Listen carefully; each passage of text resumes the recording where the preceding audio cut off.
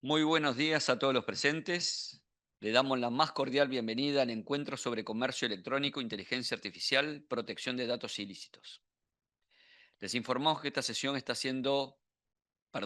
cuenta con traducción simultánea para español-portugués, para lo cual deberá elegir el canal de idioma deseado.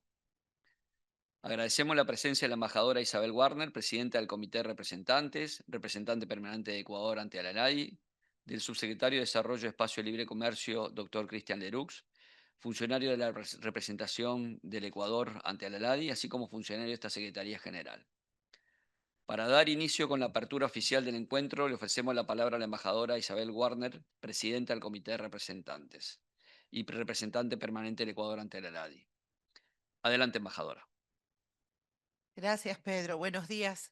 Un cordial saludo para todos, cordial bienvenida, deseando pues que este encuentro sea un encuentro productivo, que nos traiga excelentes resultados. Parece que nos hemos puesto de acuerdo todos aquí en venir rojo con negro, ¿no? Ah, ¿verdad? Sí. Bueno, muchas gracias por darme la palabra y darme el honor de dar la bienvenida. Estoy aquí como presidente del Comité de Representantes, así que me corresponde unas breves palabras para darle la apertura a la actividad del día de hoy. Agradezco muchísimo, les deseo lo mejor. El comercio electrónico cada día se hace más necesario.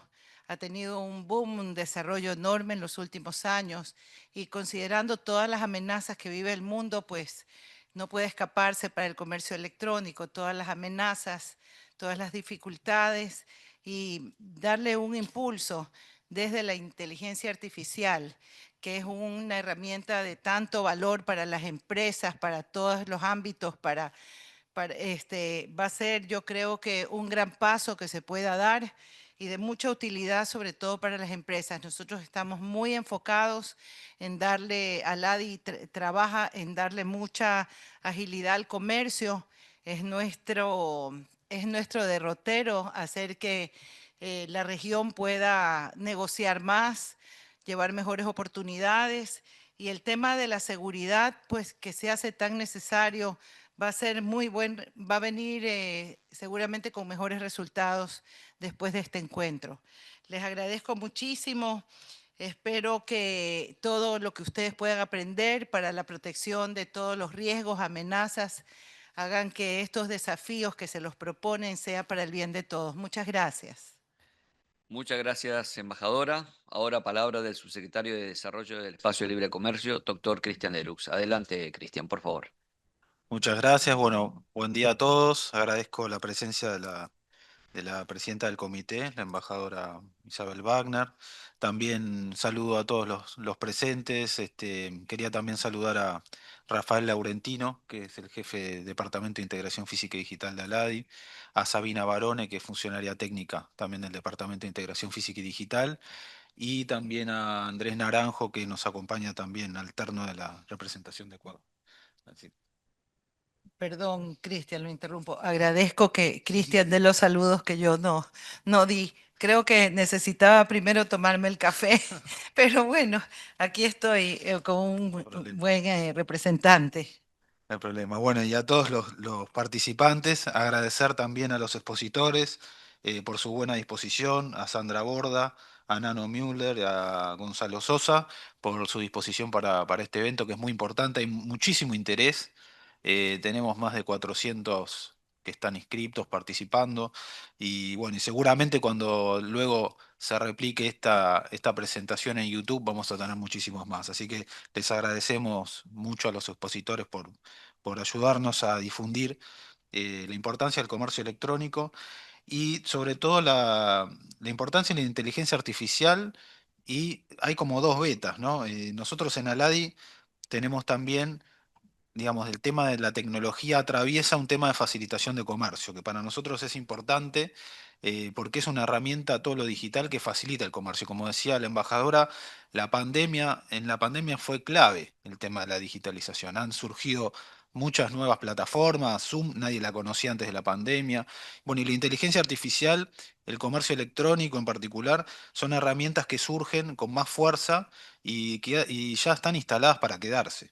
Es una transformación que es imposible ya detener y tiene un impacto a nivel comercial muy grande, tanto en materia de bienes como en materia de servicios.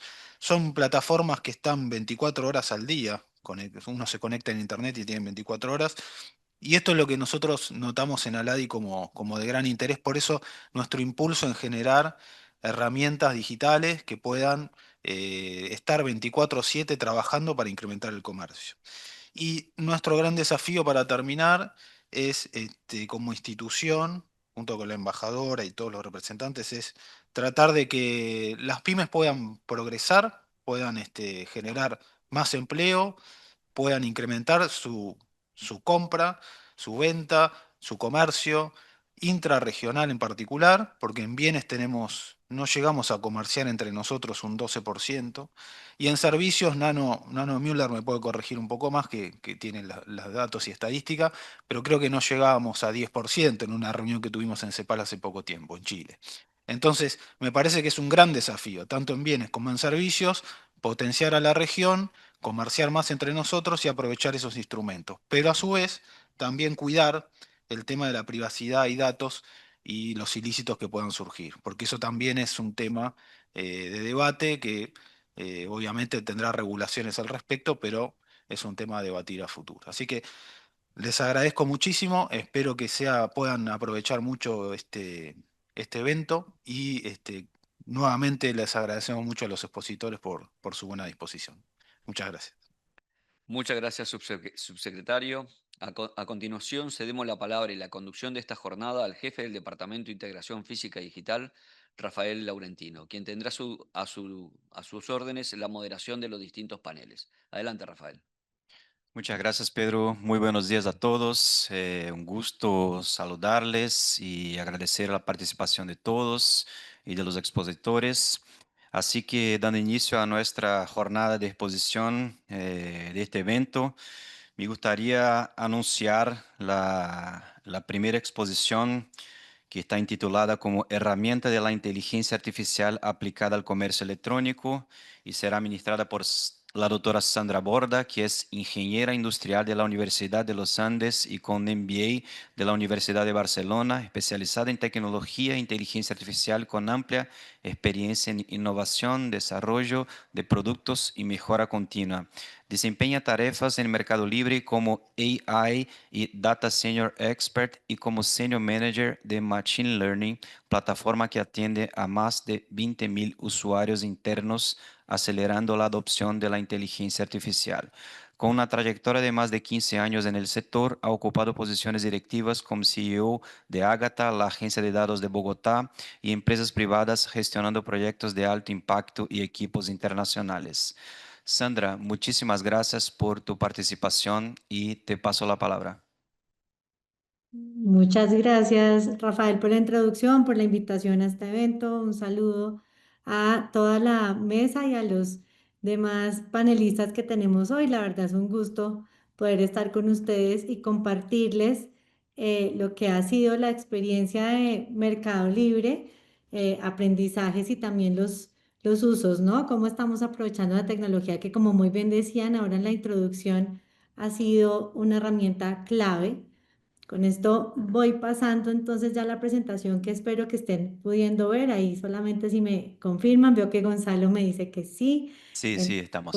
Perfecto, voy avanzando para que podamos tener un tiempo de dedicación a los casos, que seguro es lo más interesante, pero antes de llegar a los casos, quiero recordar cuál es el objetivo que tenemos en Mercado Libre, ¿no?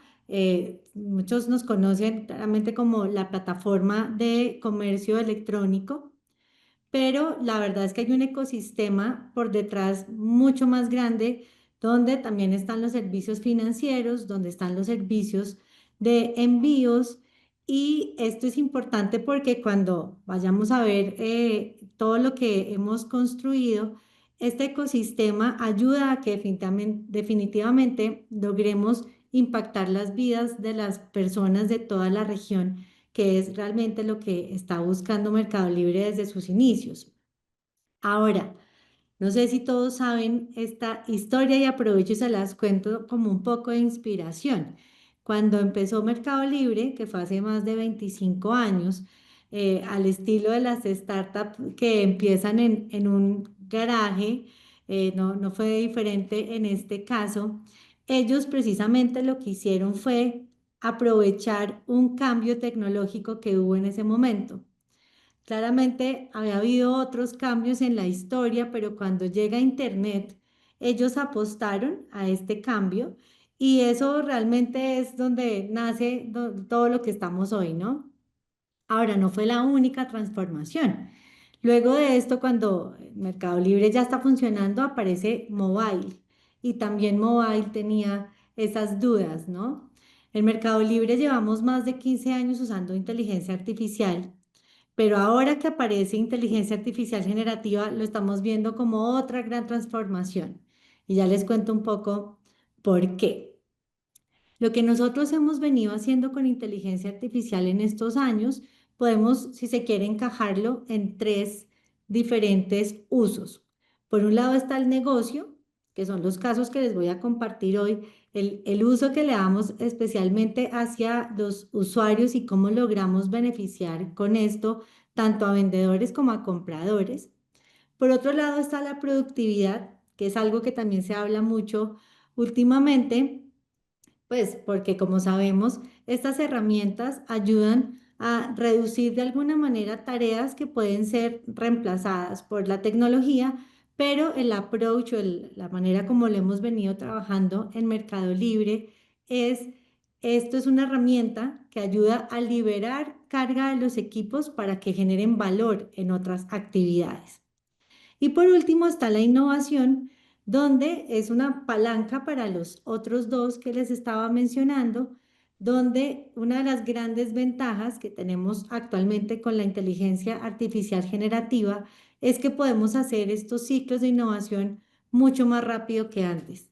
No es que antes no innováramos, pero sí hemos visto que hay una gran diferencia en la velocidad con la que lo podemos hacer y cómo podemos implementar esos cambios.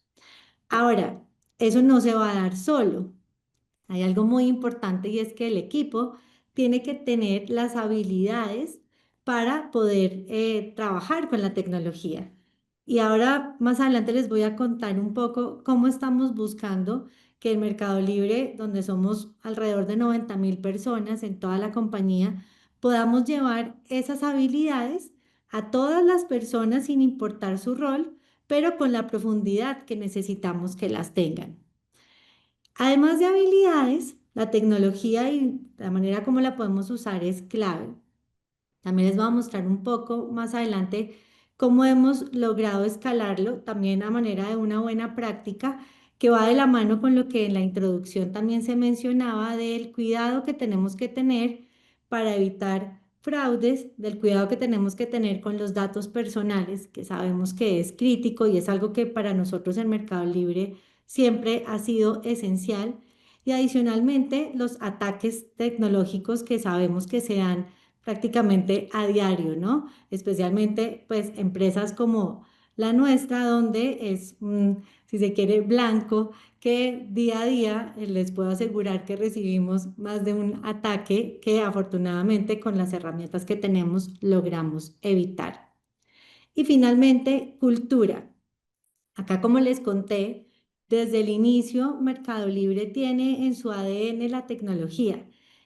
Por esto muchos pensarán, bueno, es parte de la cultura, ¿no? La adopción de las herramientas. La verdad es que sí, pero no podemos desconocer que algunos equipos están más cerca que otros de la tecnología y por eso nosotros buscamos que sea parte de nuestra cultura y es algo que transmitimos desde que las personas entran a la compañía como parte de lo que queremos que aprovechen en su día a día. Entonces, ya entrando un poco más en detalle de la aplicación, nosotros actualmente agrupamos en dos tipos las soluciones que tenemos con inteligencia artificial, que como también hablaban en la introducción, ha habido un boom especialmente en los últimos años, de cómo podemos llevar esta tecnología prácticamente a todas partes, ¿no? Antes se pensaba únicamente en la aplicación que podríamos tener en el uso de cómo en el comercio, precisamente la aplicación que todos usamos, sea en el computador o sea en el celular, podríamos tener inteligencia artificial. Pero la verdad es que hoy la tenemos prácticamente en todas partes e históricamente en Mercado Libre lo hemos hecho así. Hay dos tipos, como les contaba. Por un lado tenemos cuando llamamos que la inteligencia artificial es como un autopilot, como lo tenemos acá en la diapositiva, y es que está tomando decisiones o tomando acciones por sí mismo, ¿no? Donde el humano prácticamente lo que hace es dar la instrucción, define lo que queremos que haga y luego la tecnología está logrando las tareas o logrando los objetivos que le definimos.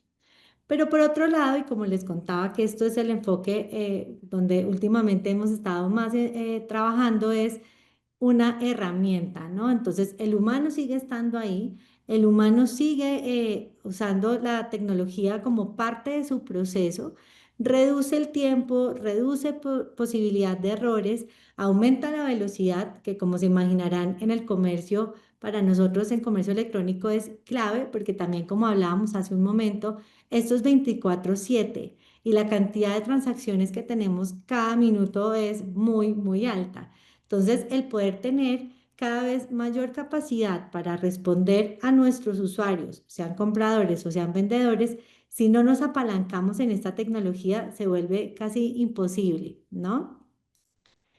Y para eso, lo que nosotros hemos venido trabajando es cómo logramos que la tecnología esté disponible para todos dentro del Mercado Libre. Como les contaba hace un momento, somos más de 90.000 personas. ¿Qué es la historia? Y les quiero contar un poco también como aprendizaje. Al inicio, cuando trabajábamos hace, como les cuento, un poco más de 15 años con inteligencia artificial, la tecnología realmente estaba creada y definida para los expertos. Entonces había unos equipos que todavía claramente los tenemos porque esa tecnología sigue vigente, equipos especializados que trabajaban en casos particulares. Luego fuimos llevando ese conocimiento a otros equipos un poco más extensos. Pero realmente para que esto escale, como les cuento, la idea es que lo obtenga disponible toda la compañía. Entonces entramos en un lugar donde empezábamos a enfrentarnos con que algunas personas consideraban que la inteligencia artificial solo era para grandes proyectos. Y lo que estamos encontrando, lo que es evidente para todos, es que realmente esto no es así. Nosotros podemos tener inteligencia artificial en las tareas del día a día, al igual que en grandes proyectos, y poder generar el mismo impacto, porque finalmente, como todos sabemos, hay una cadena que está desde el día a día de las personas hasta que llega el producto a nuestros usuarios y queremos intervenir todo este proceso. Entonces, para eso, tenemos dentro de Mercado Libre una plataforma que es interna, creada por nosotros, que facilita, como les contaba, el cuidado de la data, el cuidado de cómo nos estamos, si se quiere, relacionando o integrando con los proveedores, que claramente nosotros aprovechamos la tecnología existente, no todo es definido por nosotros, pero tener esta plataforma es lo que ha logrado que no solamente a nivel escala, porque como les contaba, el número de transacciones que tenemos es bastante alto y no es únicamente e-commerce, sino también la plataforma de pagos y los envíos, sino adicionalmente esta visión de toda la compañía debe usar inteligencia artificial, no solo para grandes proyectos, sino su día a día. Entonces, en esta gráfica, sin querer entrar en mucho detalle técnico, trato de contarles un poco cómo funciona esto, cómo vamos apalancando sobre la plataforma el manejo de los datos, donde tenemos toda la capa de seguridad. Los datos privados y datos sensibles no pueden ser consultados por todo el mundo, ni en todos los sistemas. Claramente eso tiene que pasar ciertas validaciones, pero finalmente lo que hacemos es asegurar que quien tenga que tener acceso a esa información lo pueda hacer de manera segura. Ya con eso termino mi parte técnica y entro a los casos que sé que son interesantes, pero para que entiendan cómo logramos llegar a eso, cierro con esto. Básicamente, poder tener calidad de datos, como les contaba, toda una, digamos que plataforma que nos ayude a hacer el cuidado no solamente de lo que sale, sino de los ataques, como les contaba, y adicionalmente que facilite que cualquier persona pueda usar la tecnología. Esto porque, como les transmití ahí para dejar ahí el aprendizaje, cuando dejamos la tecnología en manos solamente de los expertos, vimos que estábamos perdiendo una gran oportunidad y que claramente entre más rápido lográramos que todos la aprovecháramos, íbamos a lograr el impacto que queríamos. Ahora entonces les cuento muy por encima, en general, los casos que tenemos y vamos a profundizar en un par. Esto, como les contaba, no solamente es de cara a nuestros usuarios, también es el uso interno que le damos a la tecnología. Los agentes que responden o los famosos chatbots, que es el primero, como saben, es el caso de uso estrella que prácticamente se tiene no solamente gracias a la inteligencia artificial generativa, sino históricamente, y es el primer lugar donde todos buscamos intervenir, ¿no? Tanto interna como externamente, es una gran herramienta. Por otro lado, tenemos, bueno, en esto voy a profundizar, entonces me lo voy a saltar. Internamente, como les contaba, la cantidad de personas que tenemos, lo que hemos logrado es que la llegada y la manera como hacen el onboarding a la compañía lo podamos hacer un poco más personalizado que antes, porque siempre hemos tenido herramientas, como les contaba, pero ahora lo que hemos logrado es escalar para que esto sea casi a la medida de la persona. Y esto es interesante porque es lo que logramos también hacia nuestros usuarios. En los casos de uso que nosotros tenemos implementados hoy, que seguramente para quienes son usuarios han visto, ya estamos logrando personalizar la recomendación que le hacemos a alguien basado en un producto que compraste o una búsqueda que hiciste. De pronto ni siquiera llegaste a buscar, a comprar el producto, pero lo buscaste, y ese tipo de cosas hacen que la persona claramente tenga una mejor, si se quiere, relación con la plataforma, porque siente que lo conoce. Y esto solamente es posible con inteligencia artificial. Para no aburrirlos con todo el recorrido de voy a ir particularmente a un caso donde les cuento detección de productos falsos o de falsificaciones y moderación de contenido, que los llevo juntos porque es una tecnología muy similar a la que usamos ahí, y luego voy a compartirles el caso de agentes. Entonces, ¿qué hacemos en detección de productos falsificados? Como se imaginarán, esto es una problemática histórica que se tienen en plataformas como la nuestra. Lo que nosotros venimos trabajando ya hace varios años con modelos de inteligencia artificial, si se quiere tradicional, es poder identificar esos casos de manera masiva, ¿sí? Como les contaba, el número de publicaciones es muy alto. Entonces, hacer esto con personas, pues claramente no escala. No es posible que haya personas revisando cada una de las publicaciones. Ahora, no es que sea nulo, sí tenemos algunos casos que finalmente, después de pasar los filtros, se derivan a humanos. Como les contaba, este es uno de los casos donde es una herramienta, pero no lo hace completamente toda la tarea el agente. Tenemos aquí la parte bastante interesante, y es que podemos usar imágenes, ¿no? Entonces ya les voy a mostrar un poco cómo lo hacemos. Principales beneficios, claramente la experiencia de compradores y de vendedores. Por un lado, el comprador que puede estar tranquilo que lo que está comprando es auténtico. Y también los vendedores, porque cuando las marcas están vendiendo directamente en la plataforma, pues claramente no quieren que haya productos falsificados dentro de la plataforma vendiéndose como si no lo fueran, ¿no? Y esto va a afectar finalmente tanto a compradores como a vendedores. Obviamente, entre menos de esos casos tengamos es mejor. La idea es que esto tienda a cero, y eso nos ayuda no solamente a que las personas que estaban haciendo esas tareas manuales puedan empezar a generar más valor, como les contaba hace un momento, sino además comercialmente eso estrecha lazos con nuestros aliados. Entonces, básicamente acá, ¿qué hacemos? Lo que nosotros usamos son modelos de computer vision o de imágenes, donde podemos detectar los logos de nuestros aliados o de las diferentes marcas que tenemos identificadas en el catálogo. Esto lo que hace es que cuando identifica ese logo, va a validar si está el producto publicado en la página oficial.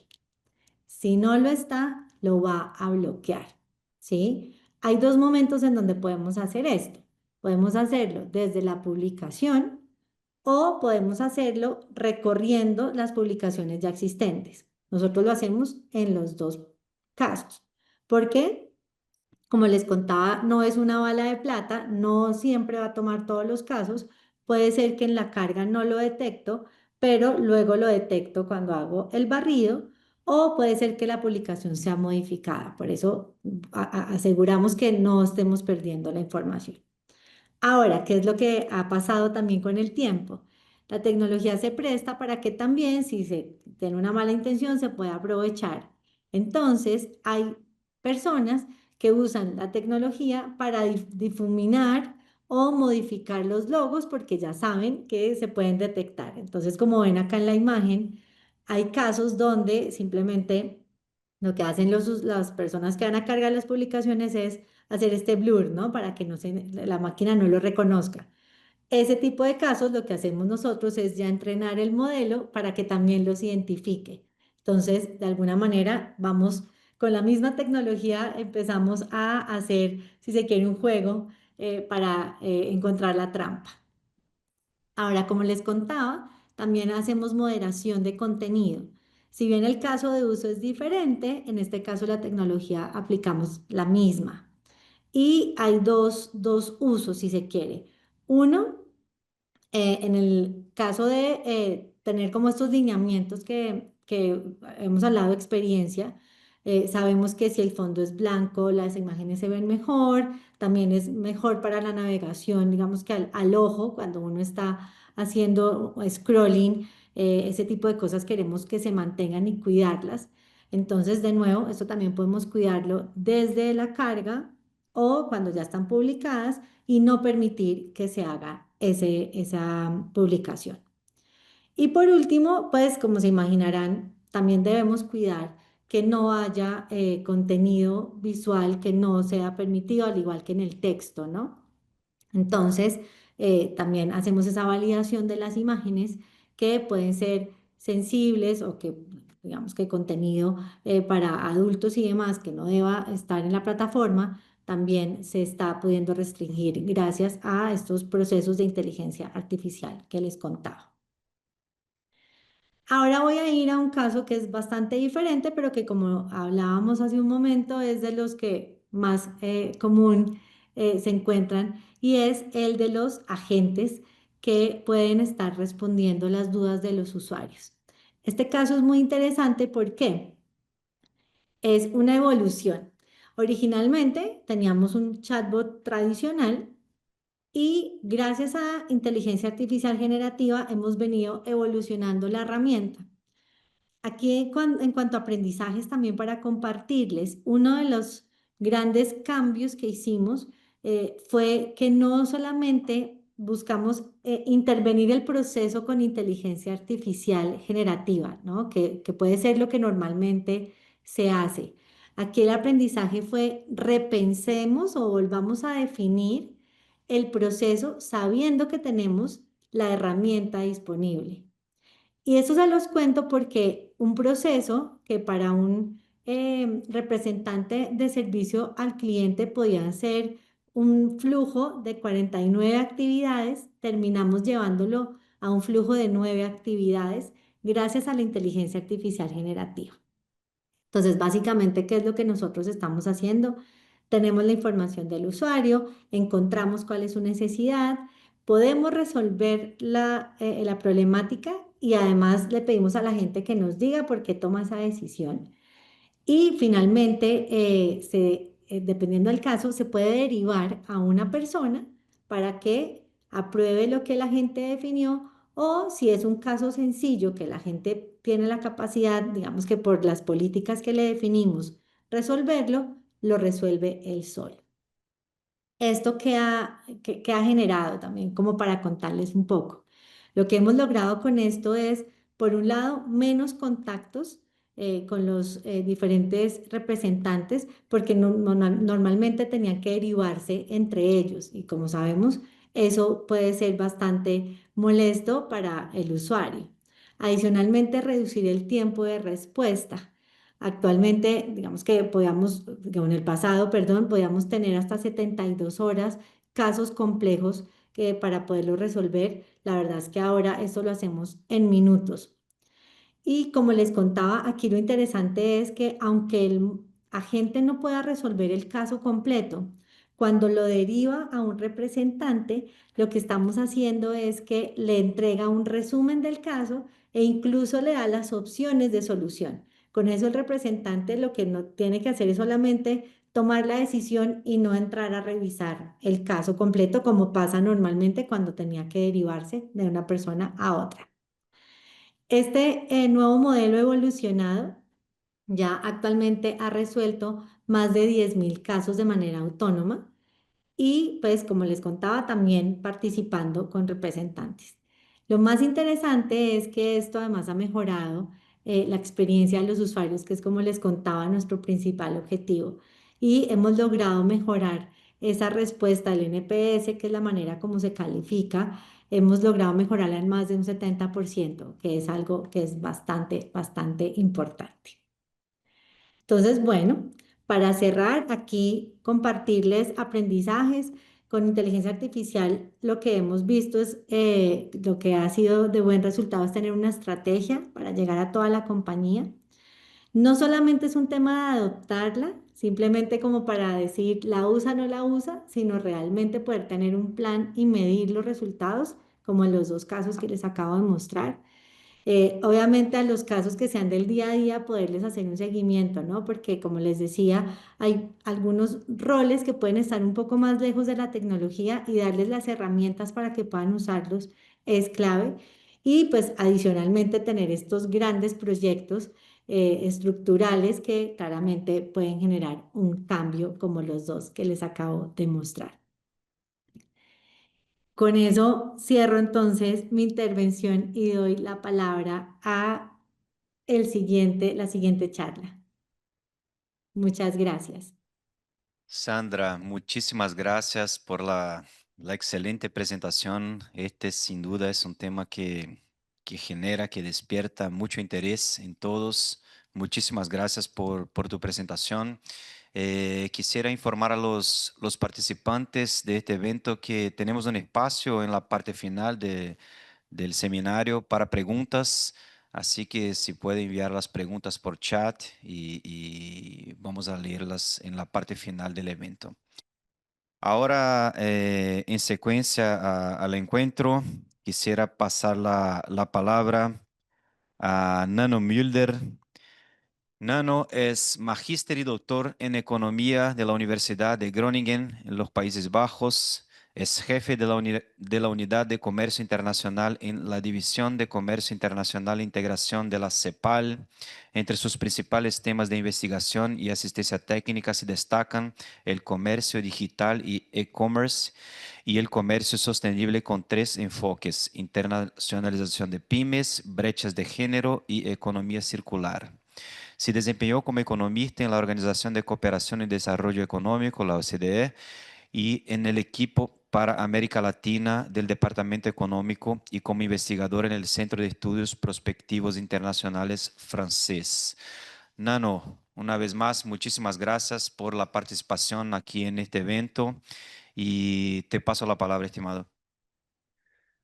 Muchísimas gracias, Rafael, Cristian, Sabina, por la invitación a este evento muy importante sobre un tema que es realmente clave para la región, dado que estamos como en la CEPAL nos llamamos la trampa del desarrollo, que hemos tenido una década perdida con un crecimiento aún más bajo que en los años 80 y como CEPAL y probablemente también todos los gobiernos de la región están buscando nuevos motores de crecimiento y justamente el comercio electrónico es una de las áreas donde hemos observado un mayor crecimiento en la última década que ha sido acelerado por la pandemia y gracias justamente a actores como Mercado Libre, todo el ecosistema se está mejorando y justamente la tecnología es un factor clave. Entonces, me encantó ver la presentación de Sandra,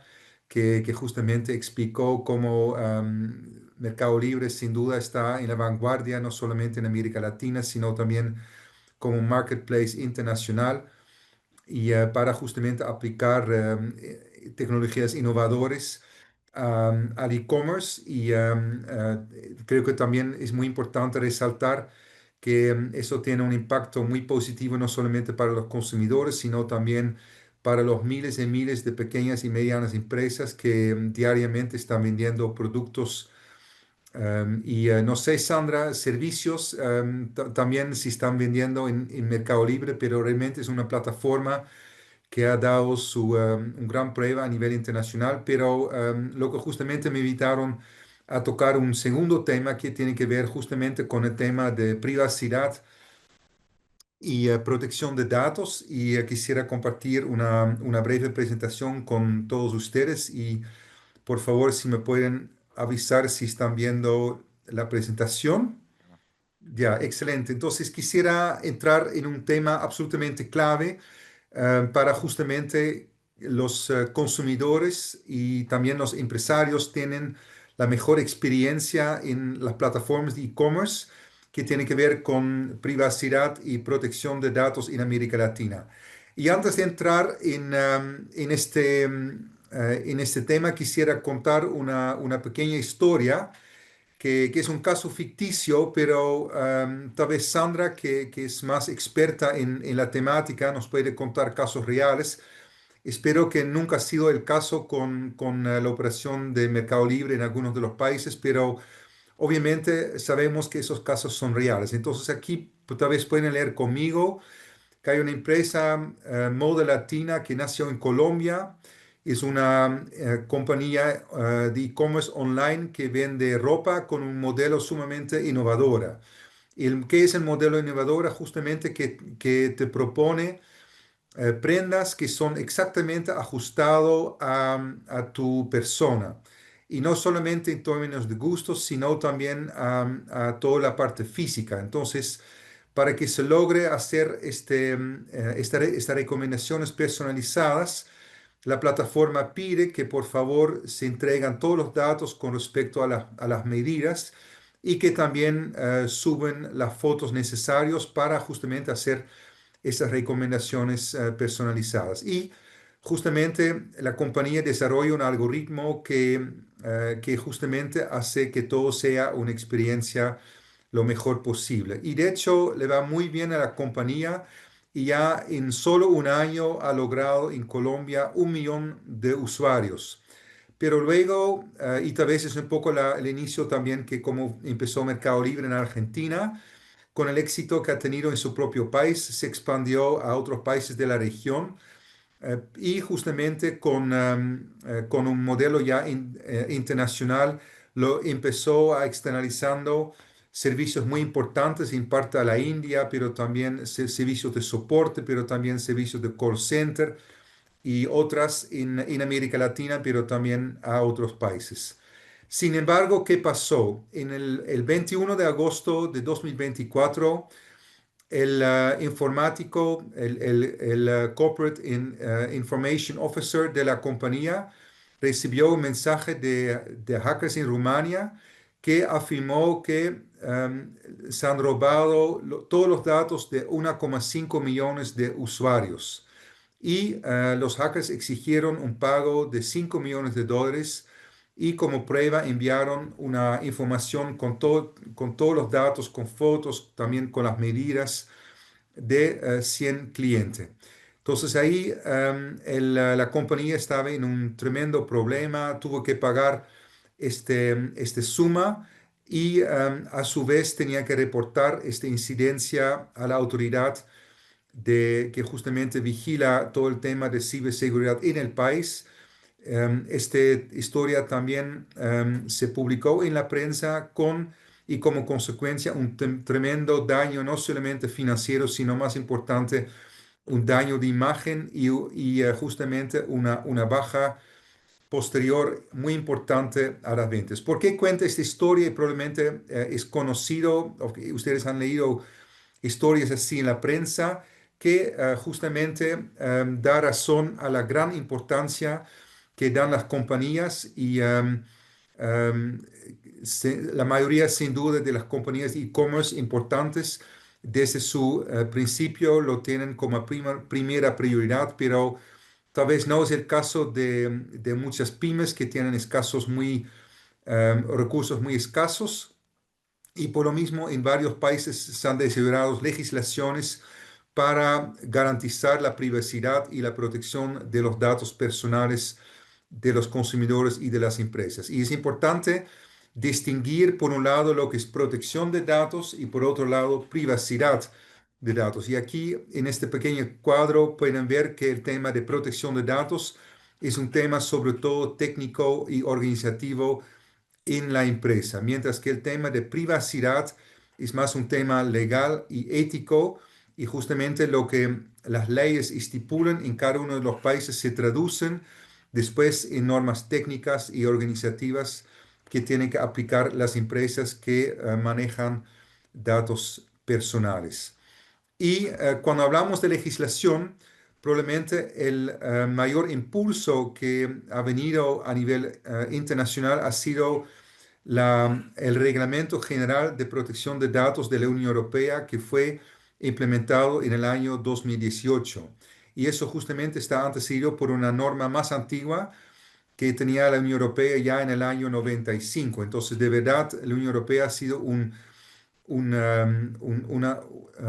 país, justamente una región que ha marcado la pauta en este tema a nivel internacional. ¿Y por qué ha sido el impacto tan importante de esta legislación de la Unión Europea?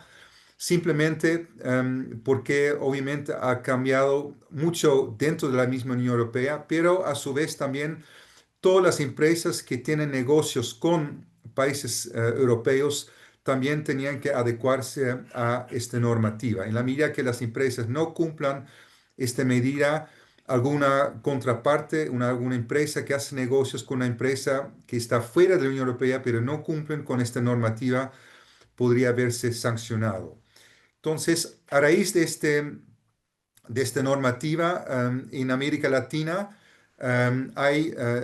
varios países siguieron esta pauta. Pero antes de entrar un poco en cómo es la situación en América Latina, quisiera hablar de algunos aspectos muy concretos de cómo esta legislación europea afecta a las tiendas que están online. Entonces, primero, por ejemplo, la ley europea obliga a los países de tener un aviso de privacidad y de accesibilidad muy importante. Entonces, probablemente lo han visto cuando entran a una tienda en la mayoría de los países que han adoptado esta normativa. Ustedes primero reciben un aviso si aceptan los cookies que justamente permiten a las empresas de recoger un conjunto de datos de su visita a la tienda. Eso es un tema. Segundo, es justamente que las bases legales que tienen que cumplir las empresas y también que justamente están las letras pequeñas de los sitios web, tienen que adecuarse a esta normativa que está en el artículo 6 de esta ley, que tiene que ver con consentimiento, contrato y interés legítimo.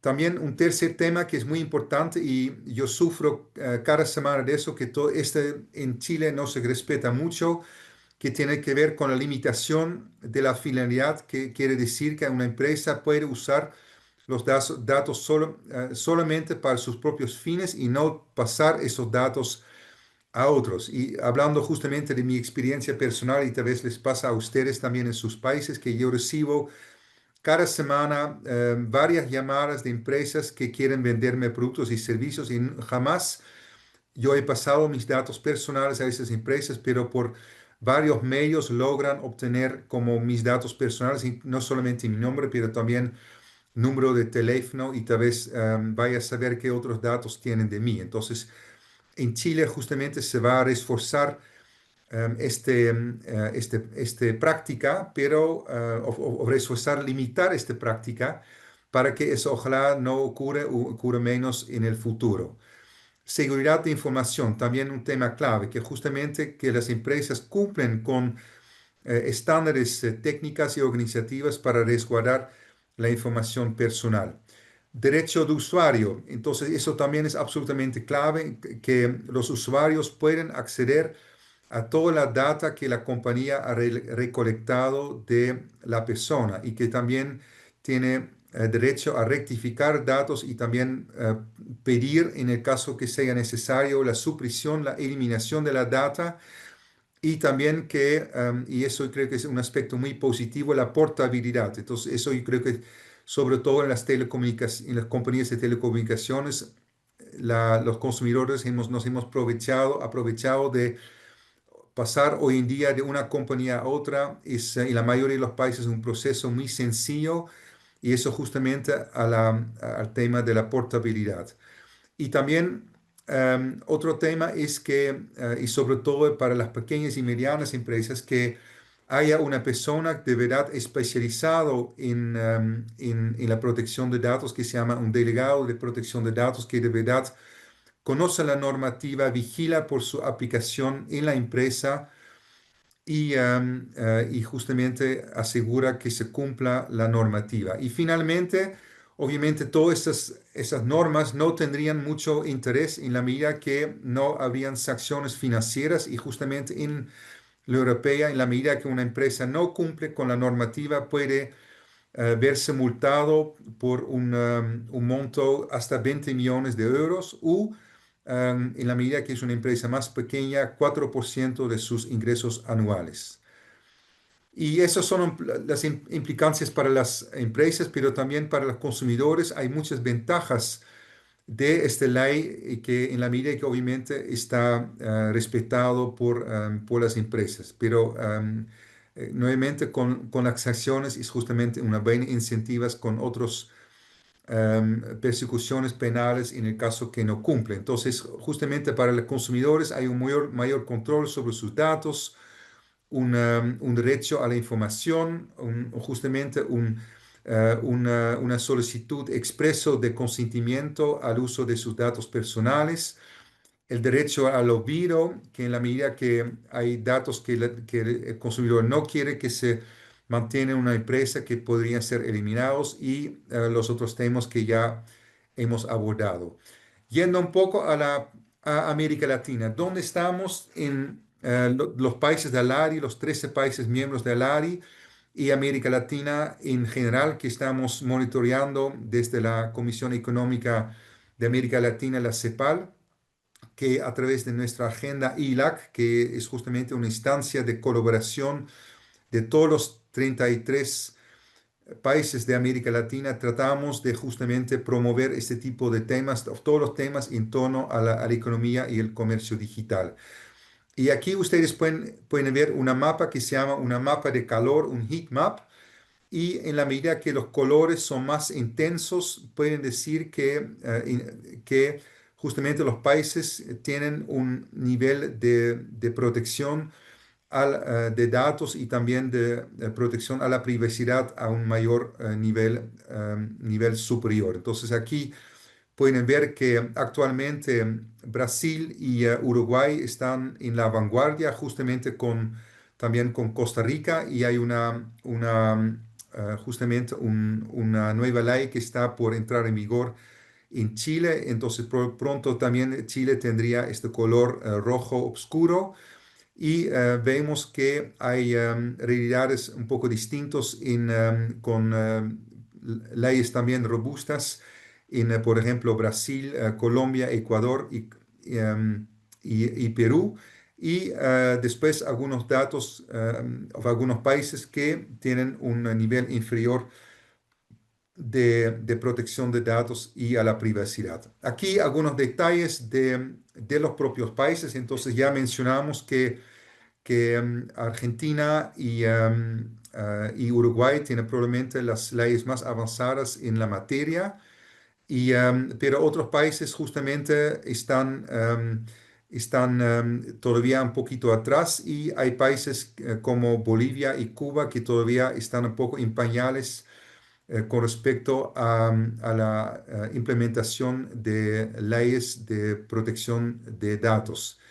Y aquí lo interesante es que la gran mayoría de los países siguen justamente el modelo europeo y que entonces en ese sentido ha sido un referente a nivel internacional y eh, los países se han inspirado en ellos.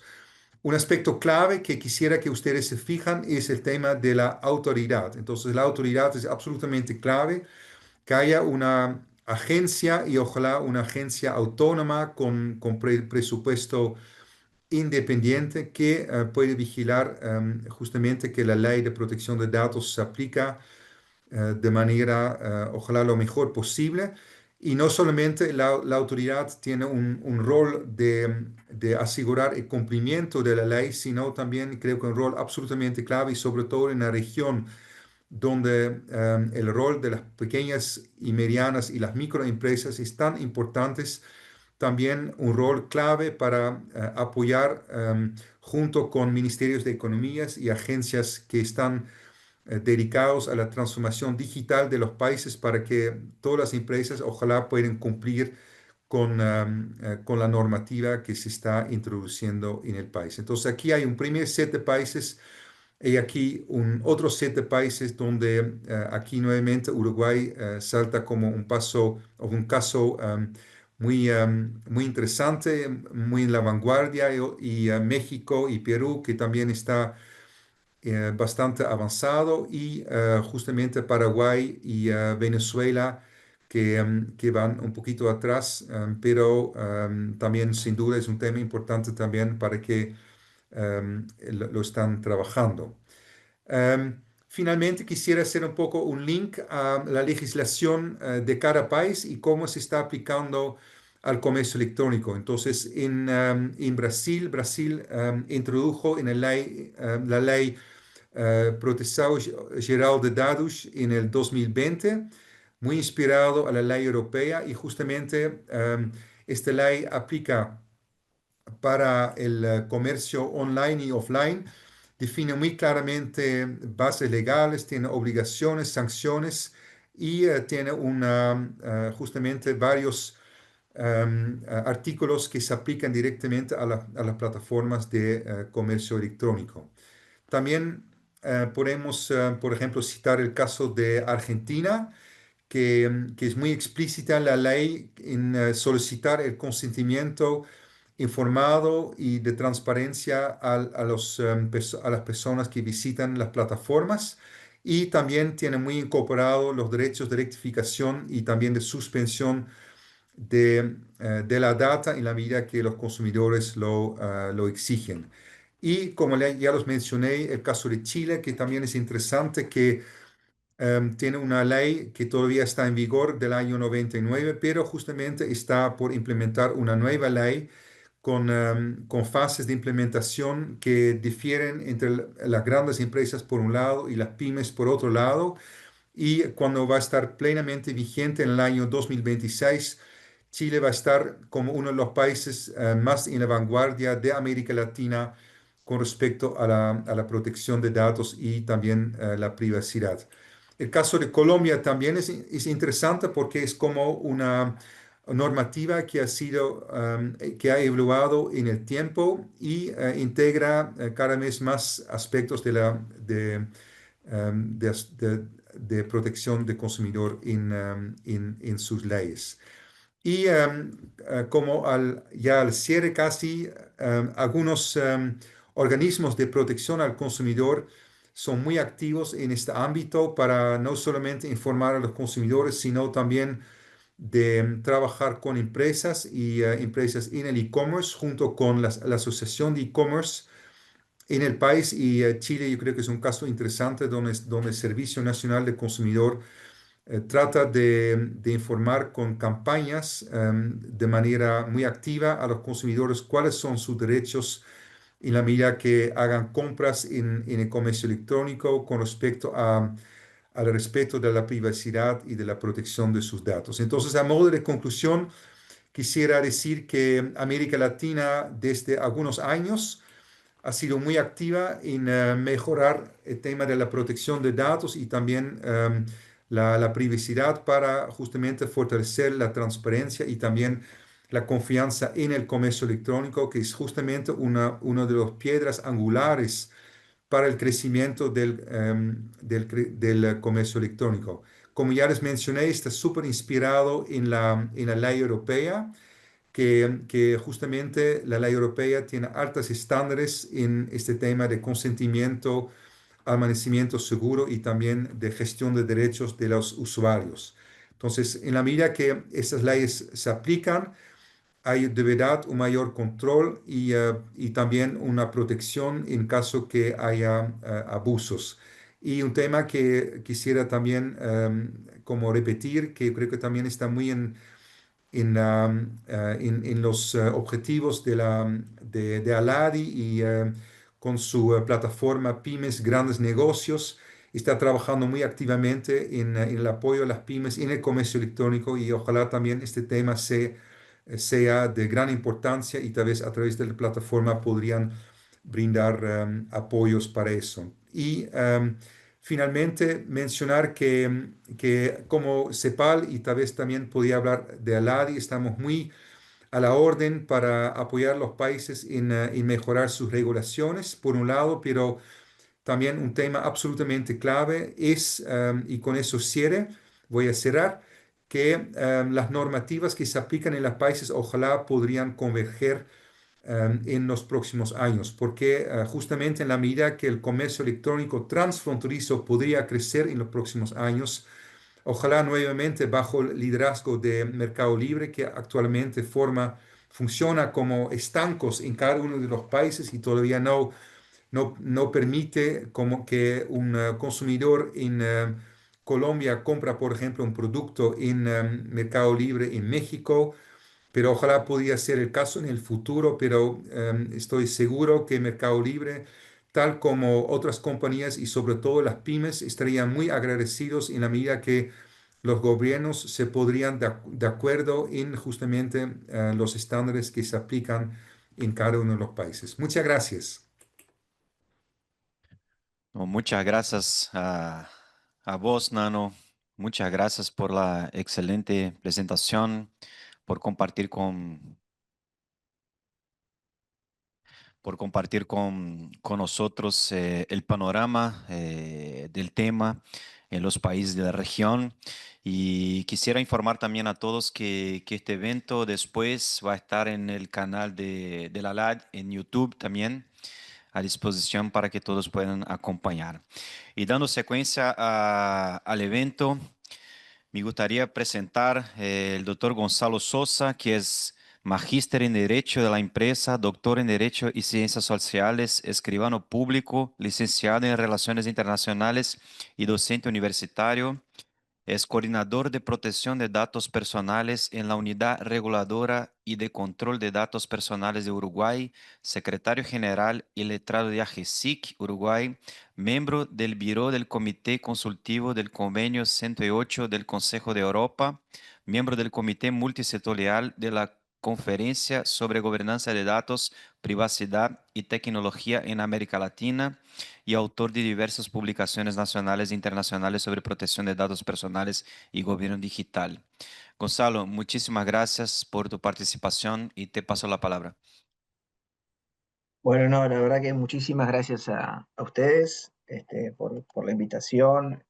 Para nosotros, desde la Unidad de Datos Personales, siempre es un gusto poder participar en estos foros donde se tratan temas que son tan conexos a eso que nosotros trabajamos, ¿no? A veces estamos hablando mucho de protección de datos personales, pero también estas discusiones con otros ámbitos que claramente están impactados y entrelazados son fundamentales. Así que gracias a ustedes por la participación y un gusto poder participar también en este panel con los colegas, con Sandro, con Nano.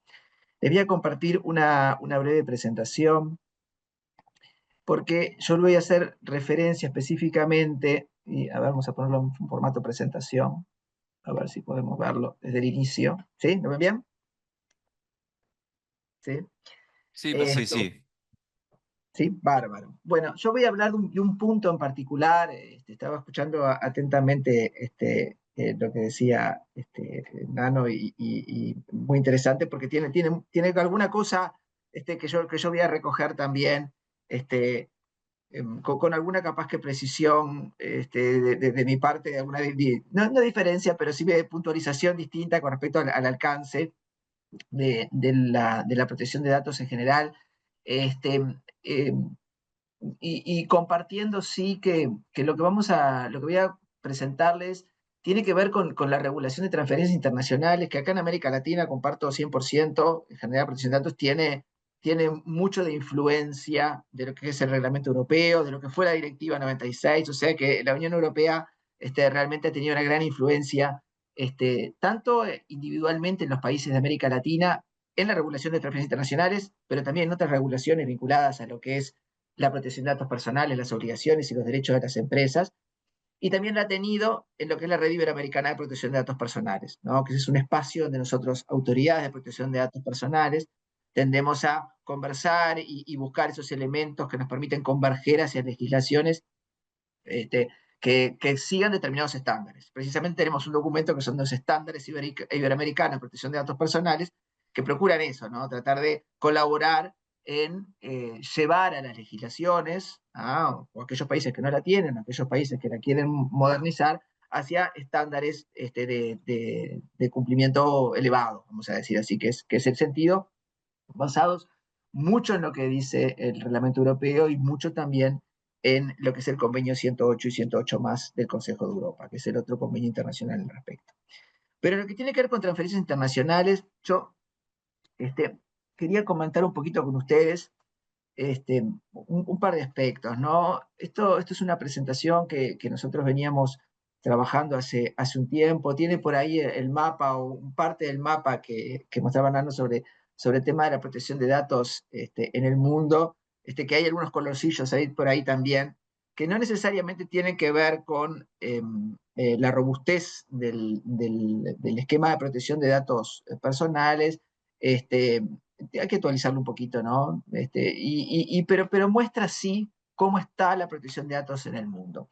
¿Y por qué queríamos mostrar este esquema y este mapa? Para recordar que, bueno, el tema de la protección de datos personales es un tema universal, ¿no? Nosotros lo planteamos a la protección de datos personales, en definitiva, como un derecho fundamental, ¿no? En eso es un derecho inherente a la persona humana, en la legislación uruguaya, y lo es así también en muchas legislaciones latinoamericanas, es un derecho humano también en la criterio seguido por la Unión Europea, y por ello es que tenemos legislaciones que lo que procuran es efectivizar ese derecho a través de la provisión a las personas de herramientas como derechos, de la imposición de obligaciones y de la conducta que deben adoptar las distintas empresas y organismos públicos en el tratamiento de los datos personales siguiendo determinados principios.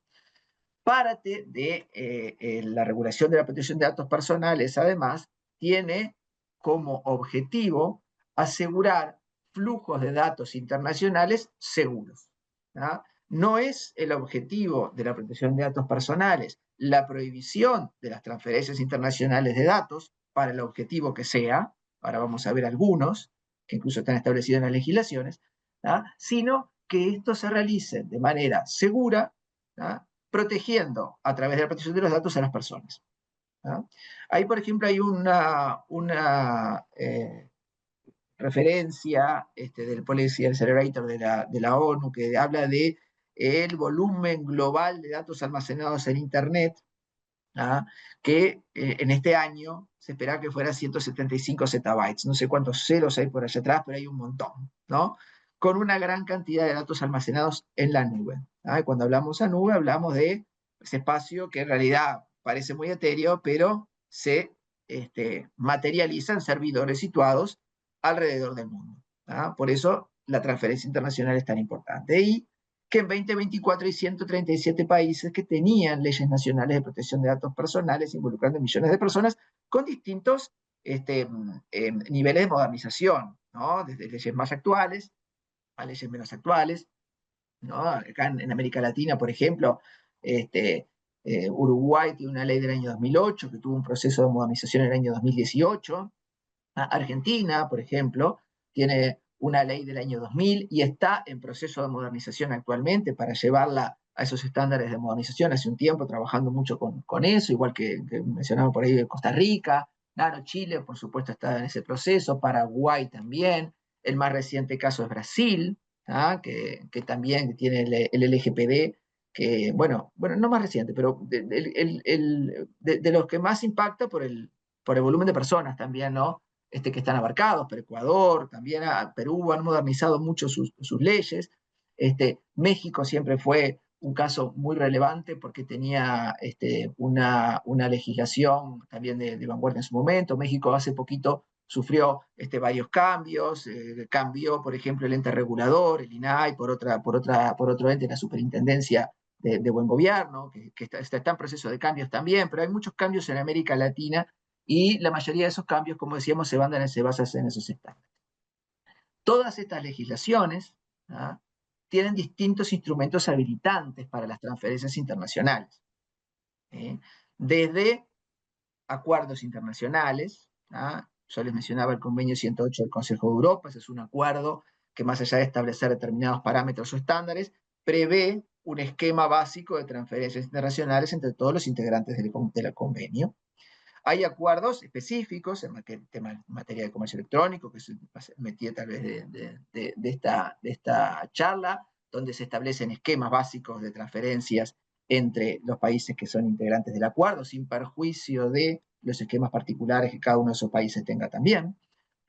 Hay otros esquemas de transferencias internacionales, como por ejemplo los que vienen desde la Unión Europea, las decisiones de adecuación, que han sido replicados por otros países. Uruguay también tiene decisiones de adecuación. ¿Qué permite eso? Que los países que están vinculados por decisiones de adecuación puedan transferir libremente datos personales, en el marco que sea, ¿sí? Sin restricciones administrativas. Por ejemplo, autorizaciones de la unidad de datos. Hay otros esquemas que requieren autorizaciones particulares, los códigos de conducta, las cláusulas contractuales. Hay algunas que no requieren, pero muchas de ellas sí requieren, por ejemplo, la autorización de la Autoridad de Protección de Datos Personales, las normas corporativas vinculantes y el consentimiento muchas veces de los usuarios para la transferencia. Todos estos esquemas, todos estos instrumentos son los instrumentos que habilitan a las transferencias internacionales de datos. Ahora les voy a comentar un poquito más con respecto a Uruguay, porque me va a servir para ejemplificar algunas de estas cuestiones que veníamos conversando. Yo me acuerdo que siempre lo menciono, había un informe, porque no había mucho estudio de cuáles eran las restricciones. Bueno, había algunos, pero me gustaba a mí de la UNCTAD, por ejemplo, cuando hablaba de las implicaciones para el comercio y el desarrollo de los flujos internacionales de datos, donde procuraban bajar a detalle cuáles eran esos aspectos que estaban no quiero decir restringiendo o esos obstáculos que podían llegar a complejizar el comercio internacional por las distintas legislaciones, ¿no? Y una de ellas era algo que comentaban, ¿no? Pero sí que era equilibrar las preocupaciones y los intereses para que no se obstaculice el comercio, buscando soluciones, ¿no? Que sean homogéneas entre los países, ¿no? Sandra está representando a una empresa que está en muchos países del mundo, por lo cual puede comentar de primera mano, supongo yo, lo que deben ser las complejidades de tratar de acompasar, ¿no? Las políticas internas de la compañía a las distintas regulaciones y por ende, ¿no? Es un trabajo complejo.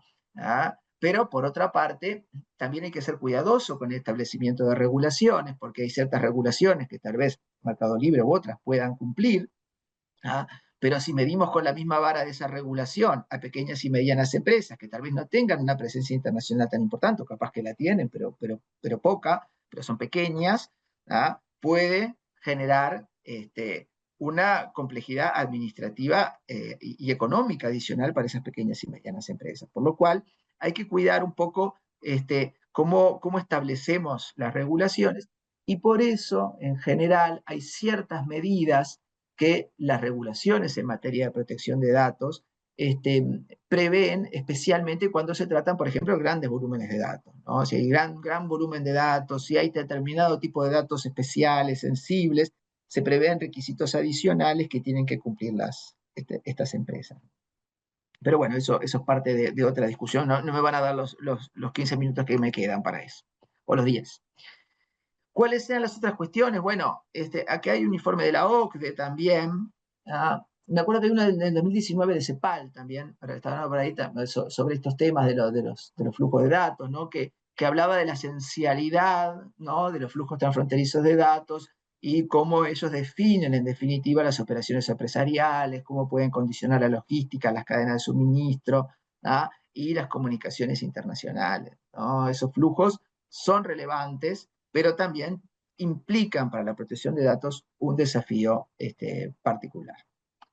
Y después el otro aspecto, que es parte de la cuestión del compartir los datos, es la persecución de los ilícitos, ¿no?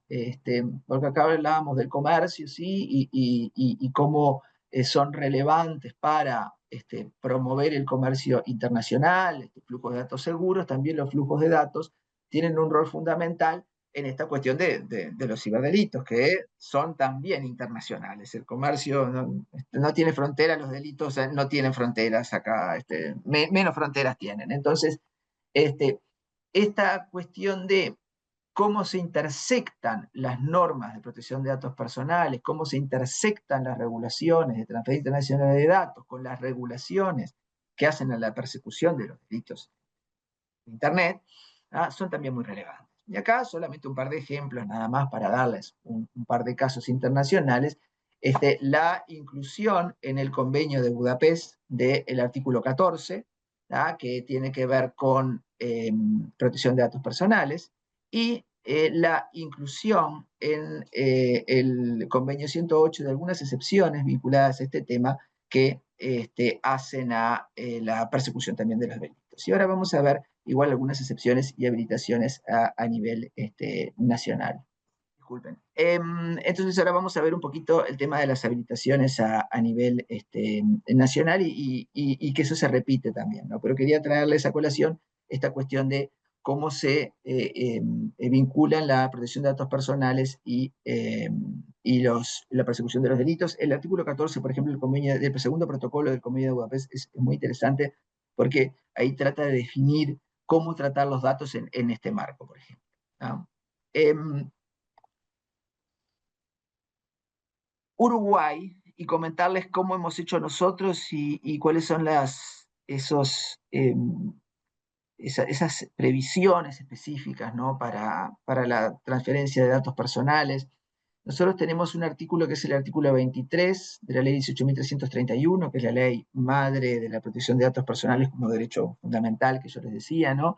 que está prevé una prohibición general de transferencia de lo que son territorios no adecuados. Esto es común en las legislaciones, ¿no? La decisión de una adecuación o no de un territorio tiene que ver con qué tan robusto es el ecosistema de protección de datos para hacerlo equivalente a ese territorio del destinatario al del emisor. Este concepto ya venía del Convenio 108 del año 1981, fue recogido por la Unión Europea en distintas normas y explicitado, y lo que hay son, en definitiva, decisiones de adecuación que, como yo les decía, habilitan esas transferencias o flujos de datos entre empresas u organizaciones de distintos países sin una autorización administrativa previa por parte de la unidad de datos. ¿Cuál es el otro esquema que permite las transferencias? Bueno, el consentimiento, ¿sí? El consentimiento es habilitante también de las transferencias internacionales y algunas otras excepciones, hay varias. Yo les traje algunas pocas que me parecían que podían ser relevantes para esta charla, en la legislación uruguaya, pero también se repiten en otras que tienen que ver con la cooperación judicial internacional, por ejemplo. La cooperación judicial internacional en el marco de un acuerdo internacional es una excepción que puede utilizarse para transferencias internacionales. Acuerdos en el marco de tratados internacionales en los que el país se aparte. Estos esquemas también habilitan las transferencias internacionales de datos.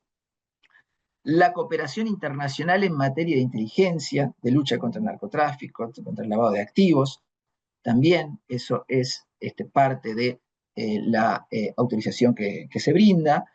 para una transferencia internacional sin requisitos administrativos previos.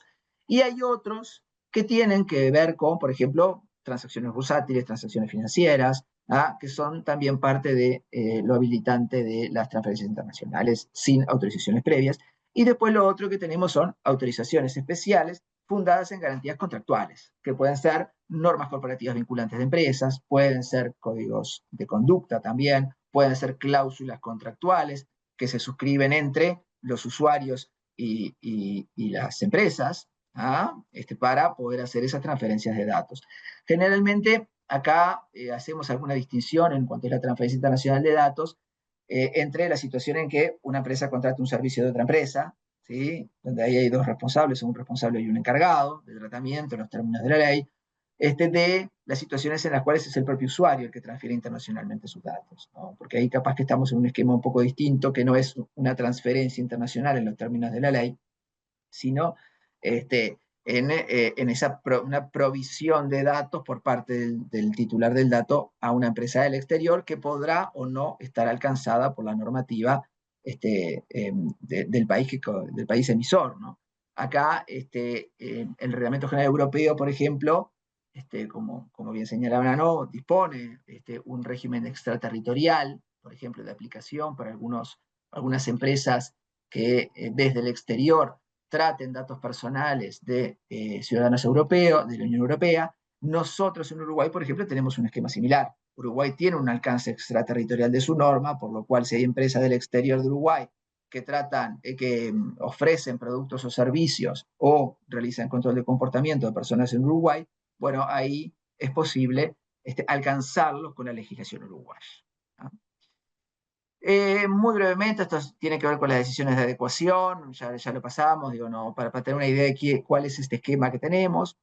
Y para comentarles nada más, porque no quiero robar mucho más tiempo, el esquema en Uruguay, para que ustedes vean la complejidad que a veces se genera, ¿no? por todos estos distintos tipos de sistemas de transferencia internacional, que realmente comparto que deberían de tratar de converger en esquemas que sean bastante aplicables a nivel internacional. Uruguay, por ejemplo, tiene 2 decisiones de adecuación sobre países y además sobre adopción de cláusulas contractuales, y tiene además algunas resoluciones especiales vinculadas a cómo debe hacerse esa transferencia internacional de datos. Por ejemplo, brindar información a los usuarios de que se están transfiriendo sus datos, inscribir bases de datos. Hay un esquema particular en esta resolución 70 para transferencias de datos a empresas situadas en los Estados Unidos, donde se requiere alguna declaración adicional, habilitando las transferencias, pero con alguna declaración adicional.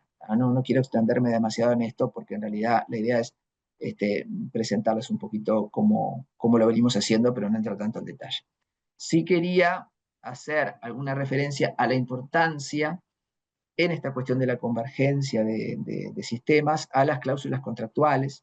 Es un trabajo que se ha venido haciendo con mucho esfuerzo desde tanto el Consejo de Europa como la Red Iberoamericana de Protección de Datos Personales, permitiendo que existan esquemas de cláusulas contractuales que habiliten transferencias internacionales de datos en el marco de esas cláusulas, que lo que procuran es brindar garantías suficientes de que los datos van a ser adecuadamente tratados en el país del destinatario. O sea que hay un trabajo también importante de la Asamblea Global de Privacidad al respecto, tratando de estandarizar esto, y que ha sido parte del trabajo de la unidad, y ven todas las resoluciones que nosotros hemos ido adoptando a los efectos de promover el uso de cláusulas contractuales para transferencias internacionales de datos. Y como creo que estoy pasado de tiempo y me disculpo, nada, les agradezco mucho la atención y quedo abierto a las preguntas. No, por favor, estimado, el tiempo estamos muy bien. Muchísimas gracias por tu presentación, Gonzalo. Excelente conocer un poco más no solamente de la realidad de Uruguay, ¿no? Pero también presentaste ahí temas mucho más amplios sobre la protección de datos. Y en este espacio que tenemos es un espacio que reservamos para preguntas. Recibimos aquí un par de preguntas y voy a empezar por una pregunta que recibimos que creo que por el tema voy a direccionarla a Nano, pero bueno, por supuesto, si Sandra o Gonzalo quiere hacer algún comentario sobre esta pregunta, el micrófono está totalmente abierto. Pero por el tema, creo que ahí Nano podría nos brindar ahí alguna información. La pregunta es, ¿qué mecanismos considera necesario implementar para identificar y registrar de manera más precisa las transacciones de comercio electrónico en bienes y o servicios, como la clasificación del tipo de producto, el país de origen y destino y el valor de la operación? Todo eso dentro de las estadísticas oficiales de comercio exterior. Muchas gracias, Rafael y a Carlos por esta consulta importante. Y en el estricto rigor, esta pregunta se aplica a las operaciones de comercio electrónico transfronterizo, dado que justamente la aduana no interfiere en un banco central en las operaciones al interior de un país, pero en la medida que se trata de compras de consumidores a plataformas internacionales, mediante lo cual llega por lo general un pequeño paquete al país, esos pequeños paquetes justamente pasan por la aduana y varios países aplican un régimen que se llama el régimen de minimis, bajo lo cual esos pequeñas compras están exentos al pago de aranceles. En varios países también están exentos al pago de IVA, pero cada vez más países a nivel latinoamericano y también fuera de la región justamente están colaborando con grandes plataformas de tal forma que también los consumidores que pagan sus productos en las plataformas también pagan IVA, igual que si estarían comprando un producto en el comercio local. Y justamente tal vez la pregunta surge de Carlos a raíz de que de los pequeños paquetes por lo general no vienen con un despacho muy detallado, sino que llegan a la aduana y por lo general son transmitidos rápidamente a los consumidores sin tener la información del producto. Yo creo que una forma de subsanar esta falta de detalle del detalle de productos podría ser justamente trabajar que los países y las aduanas en particular trabajarían con grandes plataformas y justamente el comercio electrónico transfronterizo es extremadamente concentrado en grandes plataformas. En la CEPAL tenemos una herramienta que se llama el LACMI, Latin America and Caribbean Marketplace Explorer. Es un dashboard gratuito que todos pueden usar, donde se pueden ver cómo se componen los flujos de visitas a las plataformas latinoamericanas en cada uno de los 33 países de América Latina con datos de 2019 a 2024. Y también tenemos datos de justamente las visitas latinoamericanas a las plataformas internacionales. Y ahí vemos que justamente son como 15 plataformas que concentran el 70 o 80% de las compras de los consumidores latinoamericanos en el comercio electrónico internacional. Entonces, tal vez un trabajo de la misma forma que se está haciendo entre las autoridades tributarias, por un lado, y las plataformas para el pago de la IVA directamente a la plataforma, también tal vez se podría acordar justamente la clasificación del sistema armonizado de tal forma que las descripciones de los productos en la plataforma sean de tal detalle que se podrían justamente clasificar los productos en la venta y a su vez me lleva a un paso posterior que las mismas plataformas tal vez podrían compartir data de manera anonimizada porque obviamente las plataformas no van a querer divulgar los detalles de los compradores, justamente hablando de la protección de la privacidad, pero tal vez sí de manera anonimizada, de manera agregada. Las plataformas tipo Temu, Shine, AliExpress o Amazon podrían tal vez compartir con el país en cuestión la microdata justamente con la desagregación de las compras por categoría de producto. Eso, Rafael.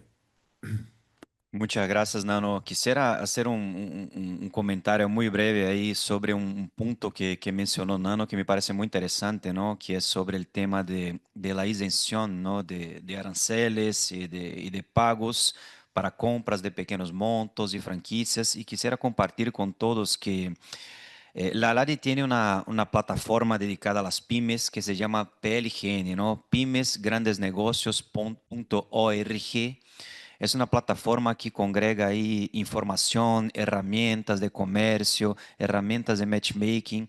Y dentro de esta plataforma tenemos un centro logístico donde se puede encontrar información de los 13 países de la LADI con respecto a la legislación interna de cada uno de los 13 países, información sobre franquicia, información sobre los límites de isención para compras, o sea, un poco lo que había mencionado Nano ahí en la respuesta a nuestra primera pregunta.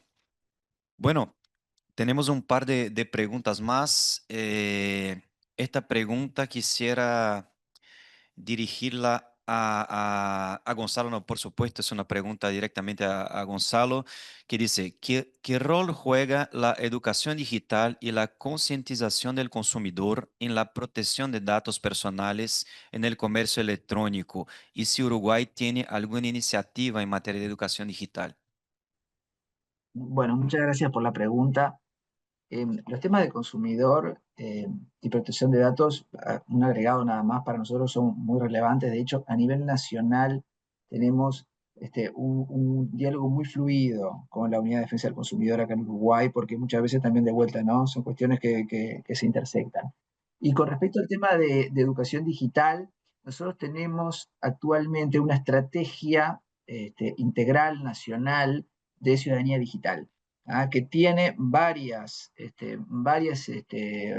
objetivos vinculados a sensibilizar y capacitar a la ciudadanía. Y después lo otro que me parece importante con respecto al tema es entender dónde están esas brechas, dónde están esos problemas, para que las personas puedan comprenderlo. Nosotros, desde esa perspectiva, tenemos dos estudios que se realizan desde la Agencia de Gobierno Digital, uno en colaboración con el Instituto de Estadística, que es la encuesta UTIC, y la otra es la encuesta CAP, que tratan de medir y de visualizar la existencia de ese tipo de brechas en los entornos digitales como para hacer acciones concretas, ¿no?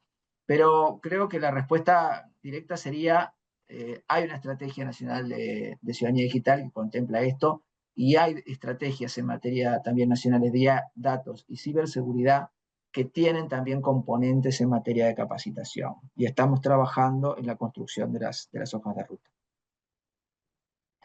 Perfecto, muchas gracias, Gonzalo. Y la próxima pregunta, por supuesto, voy a dirigirla a Sandra. Y bueno, Sandra, ante el avance de la inteligencia artificial en la personalización de servicios y publicidad online, ¿qué límites le parece que deberían establecerse para evitar prácticas invasivas o discriminatorias en el comercio electrónico? Gracias, esa pregunta es súper importante. De hecho, los límites normalmente los va a definir cada una de las plataformas, pero les cuento la experiencia nuestra. Dentro de los modelos tenemos precisamente un límite tanto en frecuencia como en espacio que se da entre un contacto y el otro. ¿A qué me refiero? Si, por ejemplo, una persona compra algo y le voy a recomendar otro producto precisamente porque compró el que compró, el modelo no envía la notificación o no envía la publicidad si ha habido 3 contactos en menos de cierto tiempo, ¿sí? Entonces, son límites que se definen, por un lado, para, como dices, no entrar a ser invasivo, pero adicionalmente, porque también desde el punto de vista técnico, no tiene el mismo, si se quiere, respuesta de parte del usuario, ¿no? Entonces, esto es viéndolo desde los dos puntos de vista. Por un lado, para no afectar al usuario y el otro lado, ser lo más preciso posible en lo que le voy a sugerir. Si todo lo que envío, si todo movimiento que hace, si toda publicidad que yo tengo disponible se la envío a todos los usuarios, pues realmente pierdo el impacto. Entonces, una de las ventajas de la personalización es esa, donde no hay una notificación, si no cumple ciertas calificaciones, si no es realmente relevante para ti, no te la enviamos, pero además miramos la cantidad de contactos que ha habido en en un periodo de tiempo para no superarlo y no ser invasivos con el usuario. Y la otra, sumando a tu pregunta, es los medios. ¿No? Yo puedo entonces, cuando encuentro una notificación que puede ser, o un evento que puede ser interesante, notificar por WhatsApp, por la plataforma, por correo. Eso es algo que también cuidamos mucho, no hacerlo por todos los medios, buscar que ese límite se dé también viendo las diferentes plataformas y no enviar entonces 3 contactos por cada medio, que al final terminarían siendo más de 10 en algunos casos. Y también vemos que eso puede llegar a pasar. Ese es un cuidado que también le ponemos aprovechando la misma tecnología, que sea relevante, que no haya pasado cierto tiempo y que no supere un número dado. Muchísimas gracias, Sandra. Bueno, estimados, están llegando aquí muchas preguntas. Vamos a elegir algunas preguntas, pero por supuesto después podemos enviar las preguntas a los expositores y enviar la respuesta por correo electrónico a todos los participantes. Pero bueno, déjame hacer aquí una otra pregunta que nos llega. Cada vez más aplicativos implementan, las apps, ¿no? Implementan una autenticación con biometría facial o dactilar para el acceso en interacción del aplicativo. Sin embargo, muchas de esas autenticaciones se realizan sin la intervención de un órgano oficial y se almacenan en base de datos privadas. ¿Cómo reforzar la privacidad de los usuarios ante esta tendencia que se va generalizando? No sé quién anima a contestar esta pregunta, no sé, Gonzalo. Bueno, me siento obligado a responder. A ver, yo lo puedo hablar desde el lado del regulador, ¿no? Ahí nosotros hemos tenido incluso, bueno, la veo a Sandra también, porque hemos tenido algún intercambio con Mercado Libre acá en Uruguay sobre el tema del uso de la biometría para mecanismos de pago, sobre todo, ¿no? Em, y acá depende de qué entendamos cómo está dispuesta la regulación a nivel nacional del dato biométrico, ¿no? Generalmente en la mayoría de los países es un dato sensible, por lo cual tiene condiciones específicas de tratamiento.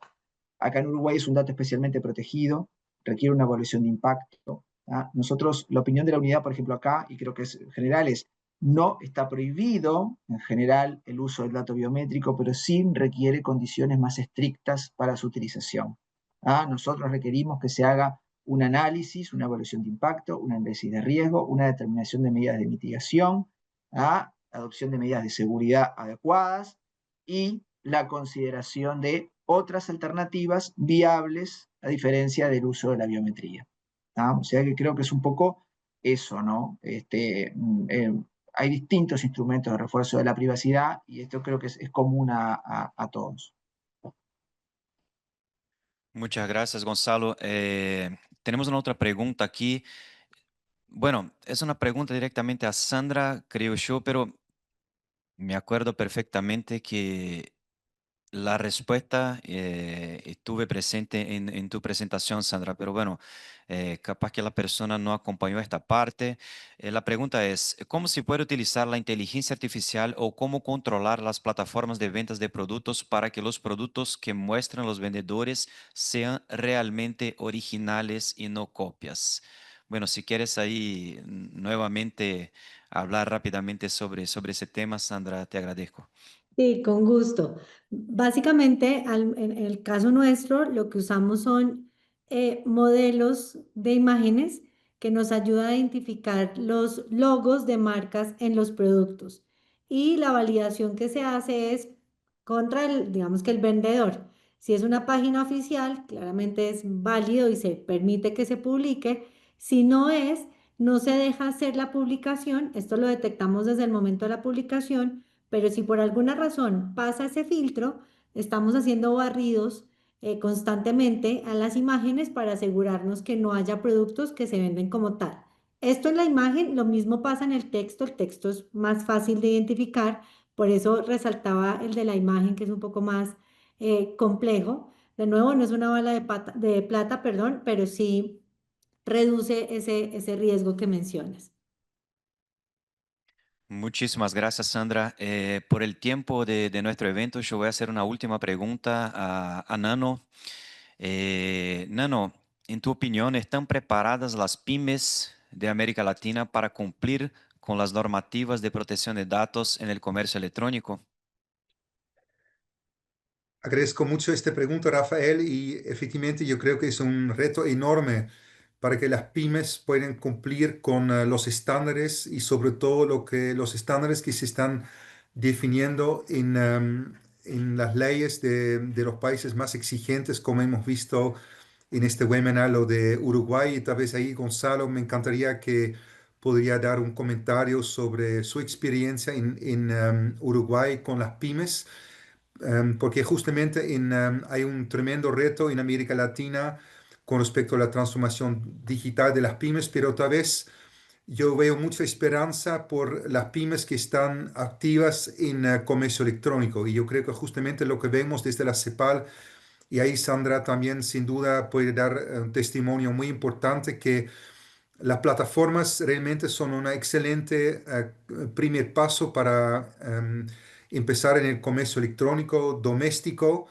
y justamente Mercado Libre realmente resuelve una gran parte de todos los dolores que puede enfrentar la pyme, empezando en el comercio electrónico con respecto a justamente el mercadeo, el pago, el shipment, justamente el entrega del producto, y todo esto lo resuelve Mercado Libre. Y incluso el tema de protección y privacidad de datos. Entonces, eso es excelente, pero muchas veces es como un primer paso, dado que después muchas pymes también quieren vender en otras plataformas, y cuando ya están más maduras, muchas veces empiezan también su propia tienda online. Entonces, y en todo este camino de la transformación digital y en la CEPAL hemos escrito varios documentos y hemos hecho cursos sobre esta temática de los distintos pasos de madurez que pueden alcanzar las pymes,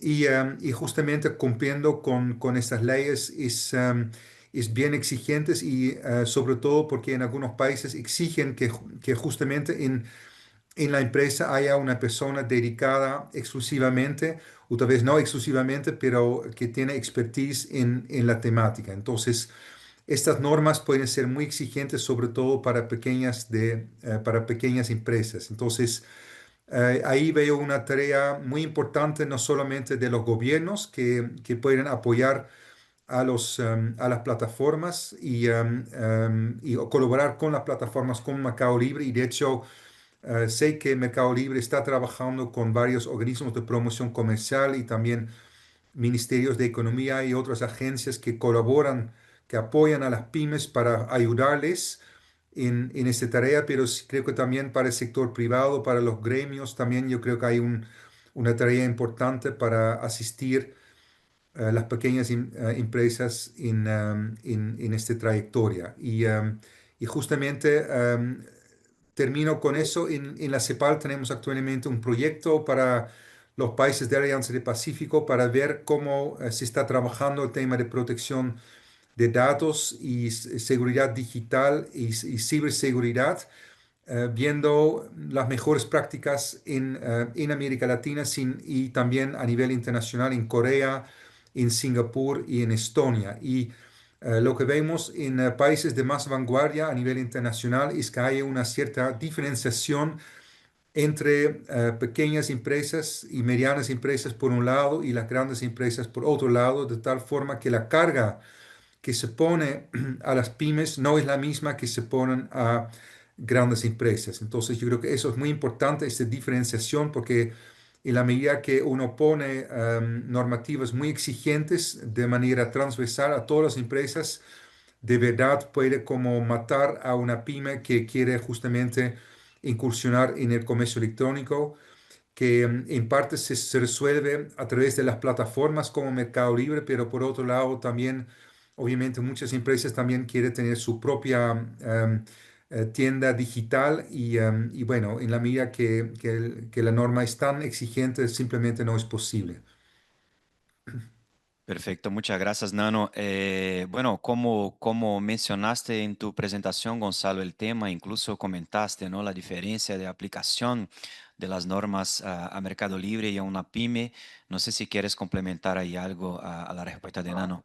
Y yo, sí, sí, le complemento. No quise decir que Mercado Libre es distinto de la pyme. Mercado Libre en general como otras, ¿no? No es solo para Mercado Libre, ¿no? Pero digo, tratar sí.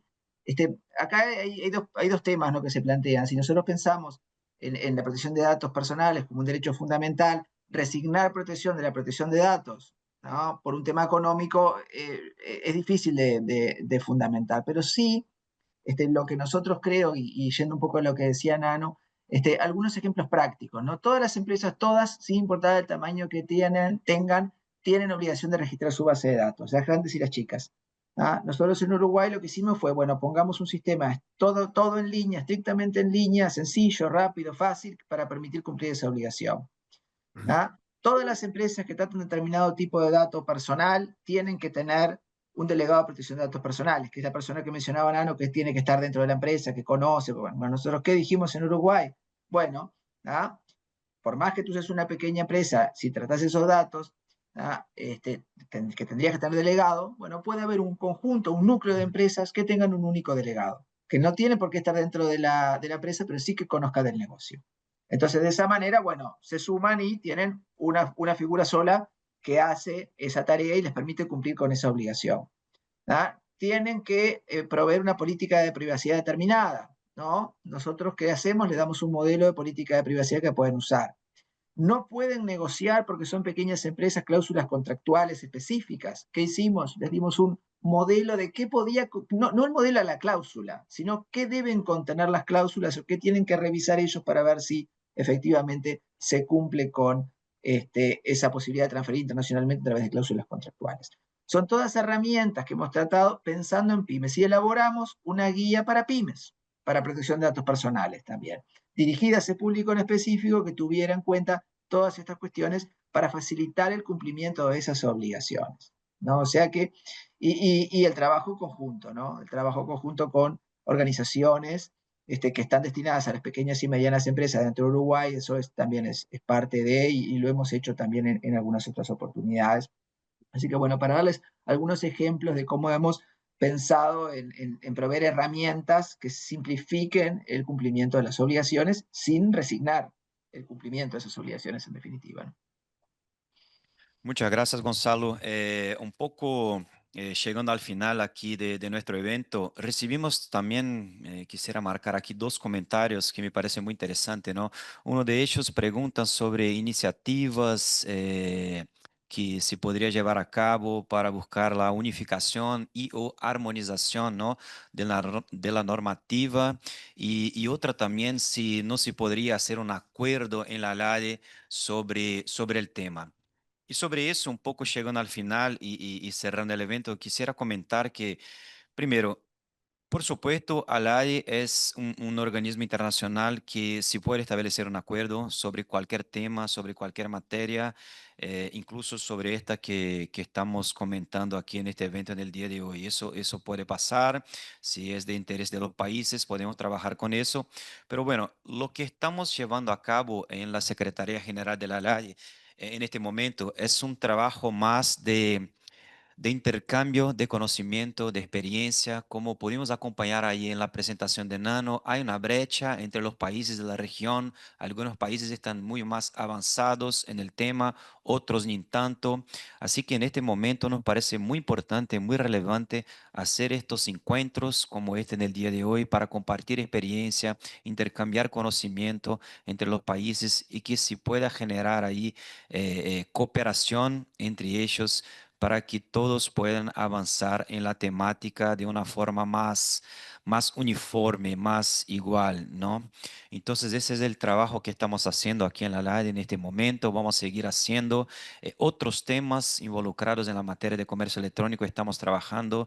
Puedo mencionar que tenemos previsto para este año una reunión de funcionarios gubernamentales en materia de ciberseguridad para justamente empezar a trabajar este tema. Empezar, en realidad empezar no, porque ya venimos trabajando en el año pasado, tuvimos un encuentro como este sobre el tema ciberseguridad, pero más genérico, y en este año ya vamos a tener una conversación un poco más específica con funcionarios gubernamentales de los países sobre ciberseguridad y por supuesto vamos a avanzar a otros eventos, a otros encuentros para tratar esta temática que nos parece muy relevante, que es de comercio electrónico y todo que involucra este tema, como inteligencia artificial, protección de datos, ilícitos, entre otros temas.